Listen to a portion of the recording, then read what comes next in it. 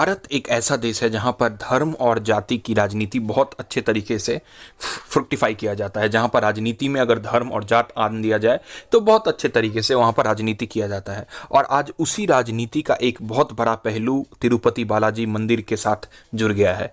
दक्षिण भारत के इस मंदिर, जो भारत का सबसे अमीर मंदिरों में से एक है, वहां के प्रसाद को लेकर एक ऐसा निम्न स्तर की राजनीति उतर चुकी है, एक ऐसा कंट्रोवर्सी उतर चुकी है जिसका कोई उल्लेख नहीं किया जा सकता, जिसे इलेबोरेट नहीं किया जा सकता है सीधे भाषा में अगर बात किया जाए तो। क्योंकि जो तिरुपति मंदिर है, वहाँ के जो प्रसादम, जो लड्डू, उसके अंदर वहाँ के मुख्यमंत्री चंद्रबाबू नायडू, जो एनडीए के सबसे बड़े सपोर्टर भी हैं, उन्होंने ये कहा है, उन्होंने एक रिपोर्ट पेश किया है जिसमें दिखाया गया है कि लड्डू में बीफ की चर्बी, और जिसे लाड कहा जाता है, और जो पॉर्क होता है, मतलब सुअर के चर्बी के कुछ अंश पाए गए हैं, और मछली के तेल भी पाए गए हैं, जिससे ये पता चलता है कि भारतीय राजनीति में एक बहुत बड़ा अहम पहलू खुलने वाला है। ये मैं इसलिए कह रहा हूँ क्योंकि ये जो रिपोर्ट आया है, ये रिपोर्ट किसी हैदराबाद या आंध्र प्रदेश या अमरावती के किसी लोकेशन से नहीं आया है। ये आया है गुजरात के आनंद से, काफ नाम के एक इंस्टीट्यूट से।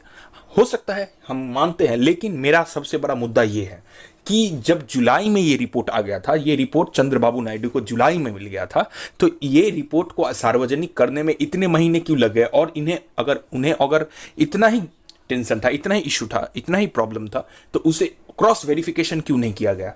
तो सवाल तो कहीं उठेंगे, चारों तरफ से उठेंगे, लेकिन जो अहम मुद्दा ये है कि मत भूलिए, यहां पर एक रिलीजियस कार्ड खेला जा रहा है। जिस तरह से पवन कल्याण इसे एक नेशनल इशू बना रहे हैं, ये अपने आप में एक शर्मनाक विषय है, क्योंकि at the end of the day, दिन के खत्म में, ये हमारे धर्म के साथ जुड़ा हुआ है, आस्था के साथ जुड़ा हुआ है। जिस प्रसाद के लिए लोग बड़े बड़े अभिनेता, बड़े बड़े कॉर्पोरेट्स आके जिस मंदिर में पूजा करते हैं, उस मंदिर को लेकर अगर राजनीति की जाए तब तो हमें मानना पड़ेगा कि ये सबसे निम्न स्तर नहीं हो जा सका है। लेकिन अगर इसमें ये सच हुआ, अगर ये जांच सही हुआ, तो मेरा मानना है कि उससे फांसी की सजा दे दी जाए। इससे आगे एलैबोरेट मैं नहीं कर सकता इस मुद्दे के ऊपर। लेकिन जो अहम मुद्दा अब आगे बढ़ के निकल के आ रहा है, यहां पर राजनीतिक मुद्दा है वाईएसआर कांग्रेस। हम जानते हैं कि रूलिंग पार्टी थी कुछ दिनों पहले तक, जब 4 जून को चंद्रबाबू नायडू जीते और वहां पर मुख्यमंत्री बन गए, तो वहां पर एक मंदिर के ट्रस्ट को लेकर एक बहुत बड़ा घमासान, एक लड़ाई चल रहा है। और हमारे सूत्रों से यह खबर मिला है कि जगन मोहन रेड्डी के खुद के मौसा वहां के ट्रस्ट है। तो इस जगह पर एक बहुत बड़ा कॉन्फ्लिक्ट ऑफ इंटरेस्ट का लड़ाई चल रहा है, एक बहुत बड़ा टसल है। मत भूलिए, ये मंदिर बहुत अमीर है, वहां पर बहुत बड़ा मंदिर का आपका ये है। और इसलिए अगर ये बोला जाए, हालांकि जो टीडीपी की तरफ से सूत्र से खबर आ रहे हैं कि कम दाम में, कम पैसों में मिलने के लिए टेंडर बदल दिया गया था। जिस कंपनी नंदिनी घी से लिया जा रहा था, उस कंपनी से हटाकर एक और कंपनी तमिलनाडु बेस्ड फर्म से लिया जा रहा था। लेकिन जो सूत्रों से खबर मिल रही है कि ये एक पॉलिटिकल गेम के लिए किया जा रहा है। हालांकि मेरा मानना है कि जिस मंदिर में इतने ज्यादा पैसे, वहां पर तो मतलब वहां के ट्रस्ट को पैसों के लिए तो घी क्वालिटी बदलने, मुझे नहीं लगता है कि वह एडल्टरेट किया जा सकता है।